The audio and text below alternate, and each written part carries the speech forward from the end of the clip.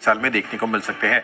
Of course ed tech space में company कारोबार करती है और स्पेसिफिकली इनका जो बड़ा फोकस है वो मोबाइल मार्केटिंग के पर्सपेक्टिव से बनता हुआ नजर आया है। कंपनी के फाइनेंशियल्स भी काफी मजबूत रहे। 1994 में इनकॉर्पोरेट हुई थी कंपनी और अब आप देखिए तो return on capital employed company का 16% के आसपास का है। साथ ही ऑपरेटिंग प्रॉफिट मार्जिन भी 20% के हैं और एफआईज और डीआईज मिलाकर खरीदारी जो है वो करते हुए दिखे हैं। करीबन 31% की होल्डिंग अब उनकी बनती हुई दिख रही है। अब इंपॉर्टेंट क्या है एड टेक स्पेस में, एक तो जो आपका प्लेटफॉर्म है वो इंपॉर्टेंट है और साथ ही किस स्केल पर आप इसको बड़े लेवल पर ले जा सकते हैं उस पर आपको बड़ा फोकस रखना होता है। अब अगर आप देखें तो कंपनियों के अब धीरे धीरे जो मोबाइल एड बजट्स हैं यूजर एक्विजिशन के लिए वो अब बढ़ते हुए दिख रहे हैं, जिसका क्लियर कट एक बड़ा बेनिफिशियरी एप्पल इंडिया भी बनता हुआ दिख सकता है, क्योंकि यहाँ पर डिजिटल लेवल पे जो एडवर्टाइजिंग करते हैं ये और खासकर जो इनका वर्नाकुलर टच है वो कंपनी को और आगे जाकर ले जा सकता है in terms of customer acquisition. साथ ही आप देखिए तो कंपनी की ऑमनी चैनल बिजनेसेस में भी काफी लोग जो है वो एफर्ट्स ले रहे हैं। जितने भी क्लाइंट्स हैं अपने ऑमनी चैनल प्रेजेंस भी बनाने की कोशिश कर रहे हैं,